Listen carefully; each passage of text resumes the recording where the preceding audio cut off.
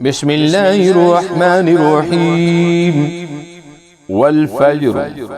وليال عشر والشفع والوتر والليل إذا يسر هل في ذلك قسم لذي حجر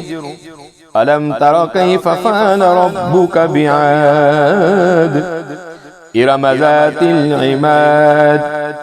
التي لم يخلق مثلها في البلاد وثمود الذين جابوا الصخر بالواد وفرعون ذي الأوتاد الذين طغوا في البلاد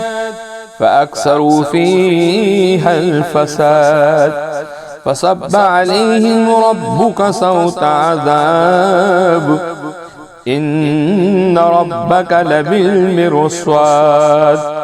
فأما الإنسان إذا ما ابتلاه ربه فأكرمه ونعمه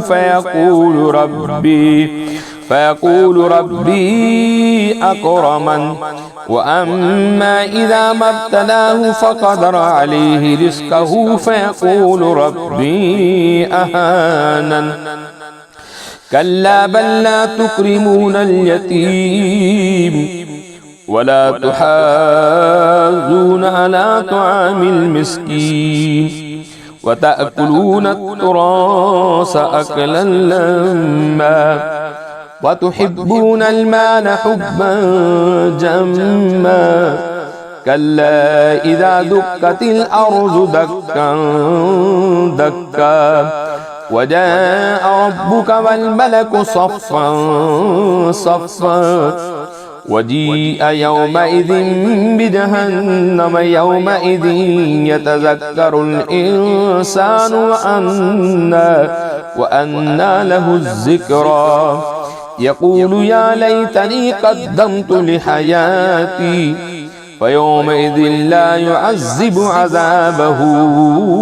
أحد ولا يوثق وثاقه أحد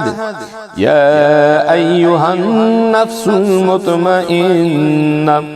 ارجعي إلى ربك راضية مرضية فادخلي في عبادي وادخلي جنتي صدق الله العظيم.